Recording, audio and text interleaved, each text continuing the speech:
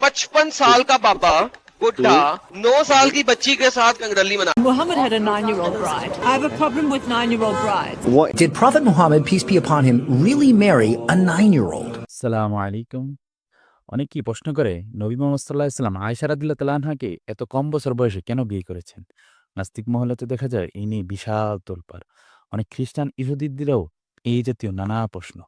কিন্তু উত্তরটা বুঝতে হলে আমাদের সেই সময় চলে যেতে হবে। বুঝতে হবে তখনকার সমাজ ব্যবস্থা। ১৪০০ বছর আগে আজকের মতো সমাজ ব্যবস্থা ছিল না। তখন সনদভিত্তিক মানুষকে বড়-ছোট হিসাবে যাচাই করার রীতি-রেওয়াজও তখন ছিল না।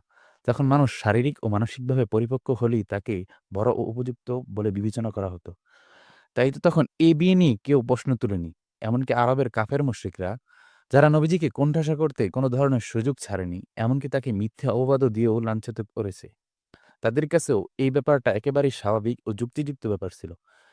নয়তো সর্বপ্রথম তারাই আপত্তি তোলে। ইতিহাস দেখলে বোঝা যায় ইউরোপ, ভারত, চীনসহ প্রায় পুরনো সভ্যতাতেই কম বয়সে বিয়ে করা স্বাভাবিক ব্যাপার ছিল। এমনকি গত শতাব্দীর শুরুর দিকেও অনেক বড় বড় ব্যক্তিরাও কম বয়সে বিয়ে করেন। মহাত্মা গান্ধী ১৯৮৩ সালে কস্তুরবা গান্ধীকে বিয়ে করেন। তখন দুজনের বয়সই ১৩ বছর।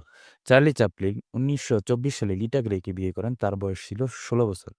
জেরি লি লুইস ১৯৫৭ সালে মাইরা গ্রিল বাউন্ডকে বিয়ে করেন। তার বয়স ছিল ১৩ বছর।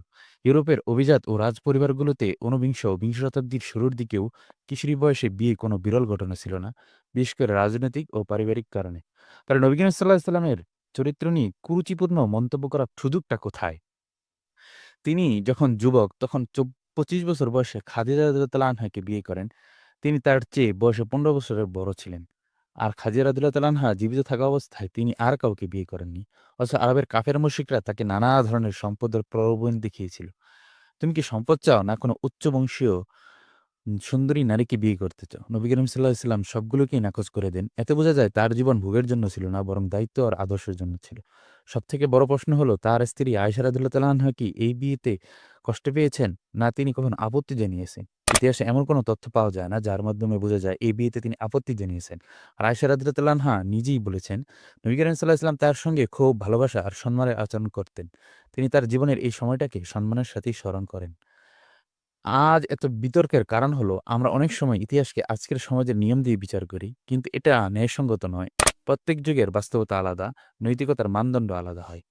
শেষ কথা হলো নবী করিম সাল্লাল্লাহু আলাইহি ওয়াসাল্লাম ও আয়েশা রাদিয়াল্লাহু তাআলা আনহার বিবাহকে এই সময়ের সমাজ, নবী করিম সাল্লাল্লাহু আলাইহি ওয়াসাল্লামের চরিত্র এবং আয়েশা রাদিয়াল্লাহু তাআলা আনহার পুরো জীবন সব মিলিয়ে দেখলে বোঝা যায় এই বিবাহ কোনো অনৈতিক, অযৌক্তিক বিষয় ছিল না,